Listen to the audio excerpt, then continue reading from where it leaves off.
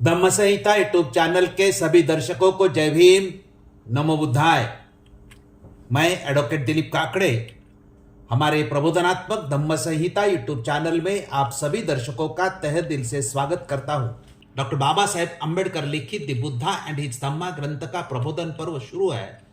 Doctor Ambedkar पुनर्जीवित धम्म के विकास के लिए धम्म संहिता शीर्षक के अंतर्गत बौद्ध आचार संहिता निर्माण करने के लिए हम पिछले 45 साल से निरंतर कार्यरत है। इस कार्य को सहकार्य करने का अनुरोध बौद्ध अनुयायियों को करके आज के विषय को मैं प्रारंभ करता हूं। आज के 49वें भाग का विषय बुद्ध का सारनाथ आगमन ये है। बुद्धा एंड हिज धम्मा ग्रंथ में द्वितीय कांड धम्म दीक्षा आंदोलन का है। इसमें 8 भाग है। इसमें से दूसरा भाग परिव्राजकों की दीक्षा का है। इस दूसरे भाग का पहला अध्याय बुद्ध का सारनाथ आगमन का है। इसकी जानकारी डॉक्टर बाबा साहेब अम्बेडकर जी ने 15 अंकों में दी है। यह जानकारी और उसका विश्लेषण हम इस भाग में पेश कर रहे हैं। पहला मुद्दा अलार कलाम को पहला धम्म उपदेश देने की इच्छा का है। विषाद योग में ज्ञान प्राप्ति के बाद बुद्ध द्वारा लोगों को धम्म का उपदेश देना अथवा नहीं देना इसका स्पष्टीकरण दिया है। बहुत सोच विचार करने के बाद अंत में बुद्ध लोगों को धम्म उपदेश करने का निर्णय लेते हैं। उपदेश करने का निर्णय लेने के बाद बुद्ध सोचते हैं या उनके सामने यह सवाल खड़ा होता है कि धम्मोपदेश के लिए कहां से शुरू करूं, सबसे पहले किसको धम्मोपदेश दे दूं। इसके ऊपर बुद्ध सोचते हैं और निर्णय लेते हैं कि सबसे पहले समझदार, बुद्धिमान और विद्वान आदमी को उपदेश करना चाहिए। ऐसे करने से प्रथमता मेरा धम्म उसे समझ आएगा। ऐसा आदमी कौन हो सकता है? ऐसा जब उन्होंने सोचा तो उनके सामने पहला नाम अलार कालाम का आता है। परिव्रज्या लेने के बाद बुद्ध वैशाली में अलार कालाम का आश्रम में गए थे। अलार कालाम के पास सांख्य परंपरा का अध्ययन किया था। मैं अगर पहला उपदेश अलार कालाम को करूं तो उनको समझ में आएगा, ऐसा बुद्ध को लगा और उन्होंने पहला उपदेश अलार कालाम को करने का निर्णय लिया। लेकिन बुद्ध अपना पहला उपदेश अलार कालाम को नहीं कर सके, क्योंकि जब उन्होंने अलार कालाम की जानकारी लेने की कोशिश की तो उनको पता चला कि अलार कालाम की तो मृत्यु हो चुकी थी। डॉक्टर बाबा साहेब अम्बेडकर जी इस बारे में the Buddha and his Dhamma ग्रंथ में लिखते हैं कि धम्मोपदेश का निश्चय कर चुकने के अनंतर बुद्ध ने अपने आप से प्रश्न किया कि मैं सर्वप्रथम किसे धम्मोपदेश दूं। सबसे पहले अलार कालाम का ख्याल आया, जो बुद्ध की सम्मति में विद्वान था, बुद्धिमान था, समझदार था और काफी निर्बल था। बुद्ध ने सोचा, एक कैसा हो यदि मैं सर्वप्रथम उसे ही धम्मोपदेश करूं। लेकिन बुद्ध को पता चला कि अलार कालाम की मृत्यु हो चुकी है। दूसरा मुद्दा उद्दक रामपुत्त को उपदेश देने का है। जब बुद्ध अपना पहला उपदेश अलार कालाम को देने का मन बना चुके थे, तभी उनको पता चला कि अलार कालाम की मृत्यु हो गई है। वापस बुद्ध के सामने वही सवाल खड़ा हुआ, अब मैं किसको मेरा पहला उपदेश दूं? ऐसा कौन आदमी है कि जो अलार कालाम जैसा विद्वान, बुद्धिमान और समझदार हो? ऐसा सोचने के बाद बुद्ध के सामने उद्दक रामपुत्त का नाम आता है। पहला उपदेश उद्दक रामपुत्त को करने का बुद्ध निर्णय लेते हैं। ऐसा निर्णय लेने का कारण यह था कि अलार कालाम के पास सांख्य परंपरा और समाधि दर्शन का अध्ययन करने के बाद सिद्धार्थ गौतम ने उद्दक रामपुत्त के पास ध्यान मार्ग के सिद्धांत का अध्ययन किया था। बुद्ध जब उद्दक रामपुत्त के पास जाने के लिए उनके बारे में जानकारी लेने की कोशिश करते हैं, तभी उनको पता चलता है कि उद्दक रामपुत्त भी अभी इस दुनिया में नहीं है, उनकी भी मृत्यु हो चुकी है। इसके बारे में doctor Baba Saheb Ambedkar the Buddha and his Dhamma ग्रंथ में लिखते हैं कि अलार कालाम के बाद उन्होंने उद्दक रामपुत्त को भी उपदेश देने का विचार किया, किंतु उसका भी शरीरांत हो चुका था। तीसरा मुद्दा, 5 साथियों को पहला उपदेश देने का विचार यह है। ज्ञान प्राप्ति के बाद पहला धम्मोपदेश किसको दूं? क्योंकि जिसको भी दूं उसको मेरा उपदेश समझ आना चाहिए।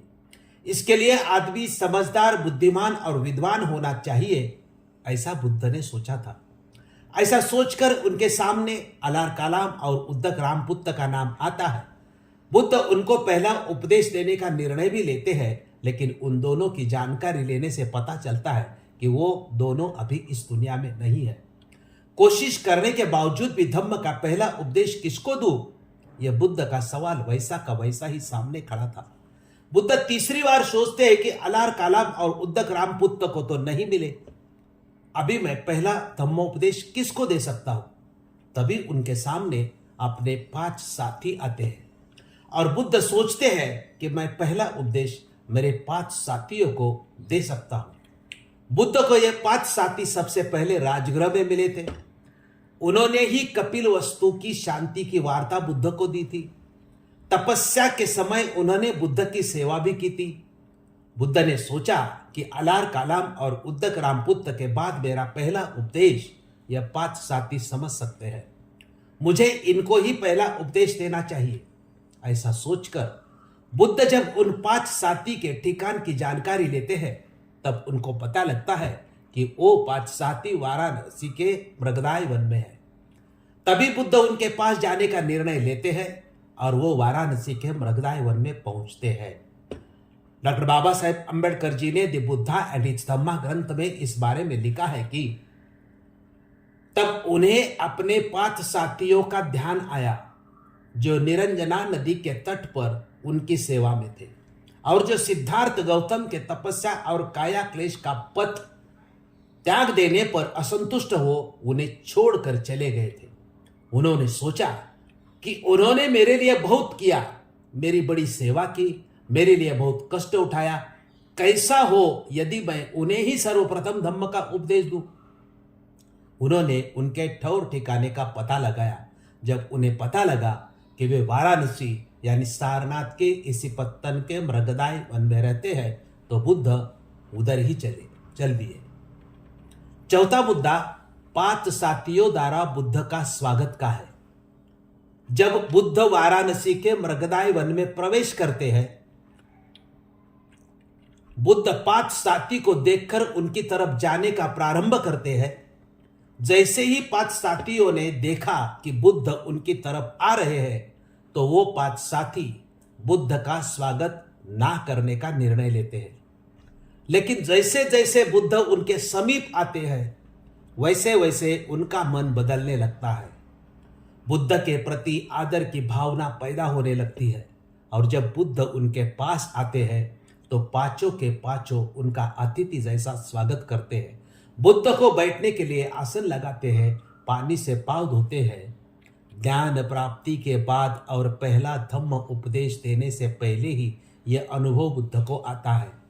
ज्ञान प्राप्ति के बाद बुद्ध का व्यक्तिमत्व और भी प्रभावशाली हो गया था, ऐसा इससे स्पष्ट हो जाता है। डॉक्टर बाबा साहेब अंबेडकर जी ने द बुद्धा एंड इट्स धम्मा इस ग्रंथ के इस बारे में लिखा है कि उन 5 ने जब बुद्ध को आते देखा तो आपस में तय किया कि बुद्ध का स्वागत नहीं करेंगे। उनमें से एक बोला, मित्रों, वह श्रमण गौतम चला आ रहा है जो पथभ्रष्ट हो गया है, जिसने तपस्या का मार्ग त्याग, आराम, तलबी और कामभोग का पथ अपना लिया है। वह पापी है, इसलिए हमें न उसका स्वागत करना चाहिए, न उसका पात्र और चीवर ग्रहण करना चाहिए।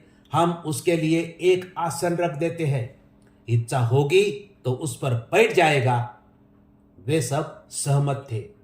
लेकिन जब बुद्ध समीप पहुंचे तो वह 5 परिव्राजक अपने संकल्प पर दृढ़ न रह सके। बुद्ध के व्यक्तिमत्व ने उन्हें इतना प्रभावित किया कि वे सभी अपने आसन से उठ खड़े हुए। एक ने बुद्ध का पत्र पात्र लिया, एक ने चिवर संभाला, एक ने आसन बिछाया और दूसरा पांव धोने के लिए पानी ले आया। यह सचमुच एक अप्रिय अतिथि का असाधारण स्वागत था। इस प्रकार जो उपेक्षावान थे श्रद्धावान बने। सारांश, बुद्ध का सारनाथ आगमन इस भाग में पहला मुद्दा अलार कलाम को पहला उपदेश देने की इच्छा का है। दूसरा मुद्दा रामपुत्र को उपदेश देने का है। तीसरा मुद्दा 5 साथियों का पहला उपदेश देने का विचार ये है। चौथा मुद्दा 5 साथियों द्वारा बुद्ध का स्वागत का है। इन सभी मुद्दों को अध्ययन करने के बाद अनुमान निकलता है कि ज्ञान प्राप्ति के बाद बुद्ध को अपना पहला धम्म उपदेश समझदार, बुद्धिमान, विद्वान आदमी को देना था और उसके लिए उन्होंने कोशिश भी की। बुद्ध का सारनाथ आगमन इस भाग की जानकारी और स्पष्टीकरण सुना और देखा, उसके लिए सभी दर्शकों का आभार व्यक्त करता हूँ। धन्यवाद।